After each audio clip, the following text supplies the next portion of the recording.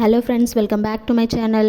நம்மளில் பல பேருக்கு நிறைய வெரைட்டியான பழங்களை சாப்பிட்றத விட ஜூஸஸாக போட்டு குடிப்போம்.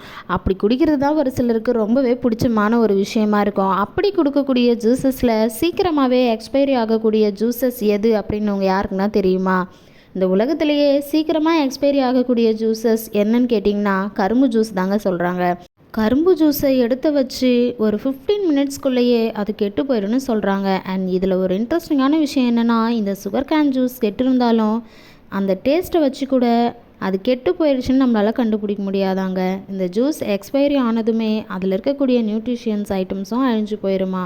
அண்ட் அடிஷ்னலாக இந்த விஷயத்தையும் நம்ம தெரிஞ்சுக்கலாம். ஃபின்லாண்ட் கவர்மெண்ட் எந்த மாதிரியான முயற்சி எடுத்திருக்காங்க அப்படின்னா, வீடு இல்லாமல் தெருக்களில் இருக்கக்கூடிய மக்களுக்காக வை ஃபவுண்டேஷன் அப்படின்ற கம்பெனியோட சேர்ந்து யாருமே யூஸ் பண்ணாத வீடுகளை செலக்ட் பண்ணி அதை புதுப்பிச்சு, அதாவது அதை ரெனியூவேட் பண்ணி வீடு இல்லாதவங்களுக்கு கட்டி கொடுக்குறாங்களாங்க.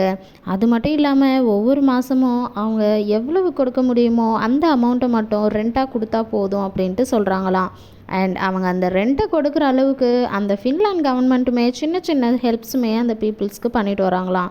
இந்த மாதிரி தாட்ஸ் இருக்கக்கூடிய இந்த ஃபின்லாண்ட் கவர்மெண்ட்டை பற்றி நீங்கள் என்ன நினைக்கிறீங்கன்னு கமெண்ட் செக்ஷனில் கமெண்ட் பண்ணுங்கள். இந்த வீடியோ உங்களுக்கு பிடிச்சிருந்தது அப்படின்னா லைக் பண்ணி ஷேர் பண்ணி கமெண்ட் பண்ணுங்கள். நம்ம சேனலை சப்ஸ்கிரைப் பண்ணாமலே நிறைய வியூவர்ஸ் பார்த்துட்ருக்கீங்க. இந்த கண்டென்ட் உங்களுக்கு பிடிச்சிருந்தது அப்படின்னா நம்ம சேனலை சப்ஸ்கிரைப் பண்ணிக்கோங்க.